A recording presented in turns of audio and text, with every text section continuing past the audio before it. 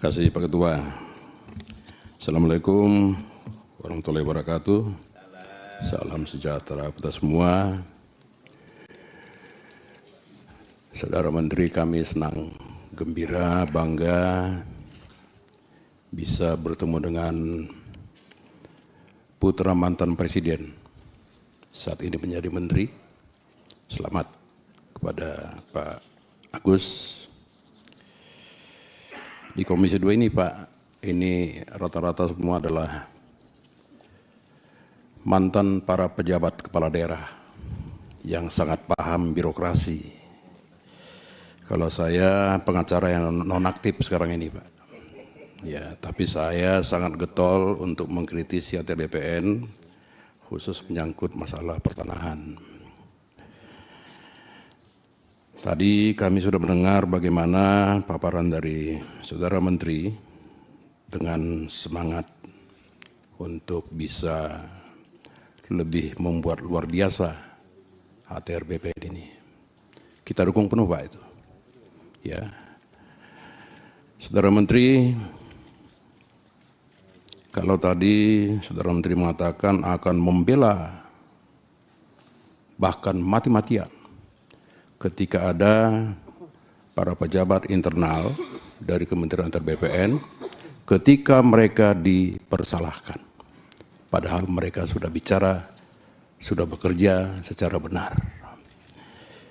Faktanya tidak begitu Pak. Tidak begitu. Kalau Saudara Menteri mungkin sudah tahu, kami ini getol ke daerah Pak. 21 provinsi. 21 Pak provinsi ya di negara kita ini. Catatan saya Pak, 78 pejabat BPN sekarang sedang bermasalah hukum Pak.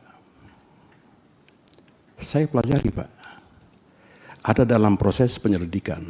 Sini ada Brigjen Polisi, ada polisi juga. Ada proses penyidikan yang sudah jadi tersangka. Ada dalam proses persidangan. Ada juga yang sudah diputuskan bersalah Pak. Kan begitu.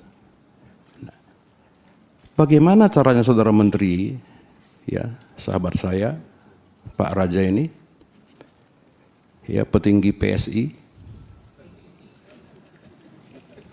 ya kan begitu, sekjen kan, gitu. Ya, bisa Saudara Menteri dan jajarannya membela mati-matian ini Pak. Semua bicara anggaran Pak Menteri. Anggaran BPN itu untuk, ndak usah bantuan hukum Pak, untuk penanganan sengketa saja di kementerian itu hanya 60 kalau saya nggak salah. Mana Pak Dirjen sengketa di sini? 60 Pak ya? 60 kan? 60 saja Pak sengketa yang bisa di-cover dengan anggaran. Sementara setiap tahun itu sengketa itu lebih dari 1000 Pak. Bagaimana caranya? Kita bicara tentang pembelaan kepada masyarakat. ATR BPN itu selalu turut tergugat Pak.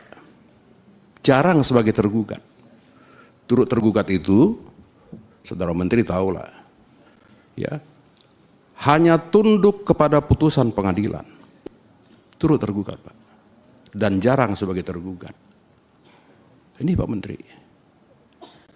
Jadi sebelum ya Pak Menteri kita ini bicara tentang mafia tanah Pak, selesaikan dulu pembelaan terhadap teman-teman ATR BPN ini Pak.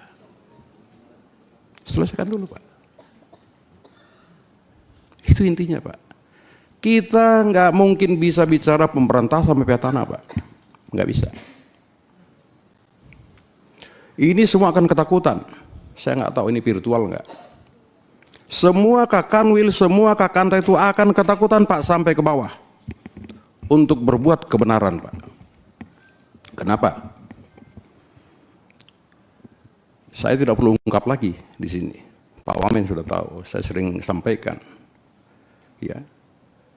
Kepala kantor pertanahan dia berbuat benar dan dia membuat sertifikat dengan dasar dari surat bupati, surat keterangan camat, saksi kepala desa, surat dan saksi lain, ketika sudah dibuat sertifikat tersangka, Pak. Kementerian diam. Saya terus terang bilang diam, Pak. Kami suka bantuin tuh para kepala kantor. Ada tuh orang-orangnya tuh, silakan dicek, Pak. Siapa yang pernah kami bantu? Saya pernah telepon Kajari, Bapak tangkap dia, Bapak pindah besok, saya bilang. Ini saudara menteri. Jadi kalau kita bicara semangat pemberantasan, Pak, iya kan, selesaikan dulu di dalam. Bikin dulu nyaman, Pak, di dalam ini. Supaya sertifikasi itu bisa betul-betul mereka lakukan tanda tangan secara nyaman dan sukacita, Pak. Itu Pak Menteri. Tidak gampang, Pak, di pertanahan. Semua rakyat ini selalu kalau bicara tanah, dia akan ke kantor BPN. Padahal itu tanah pertanian, Pak. Itu tanah dari KLHK. Belum tanah lain-lain. Ini bagaimana, Pak Menteri? Ini ada Pak Agus di sini, Irjen. Setelah saya mati, apipnya kurang berjalan, Pak. Pak Irjen. Kan begitu, Pak. Sebelum Irjen turun, mestinya apip dulu, Pak, yang bekerja. Nggak jalan. Gitu. Ini, Pak. Jadi penegakan hukum keluar itu bisa berjalan ketika semua teman-teman yang dari mulai kementerian sampai ke bawah itu, Pak, betul-betul kita jamin hak hukumnya.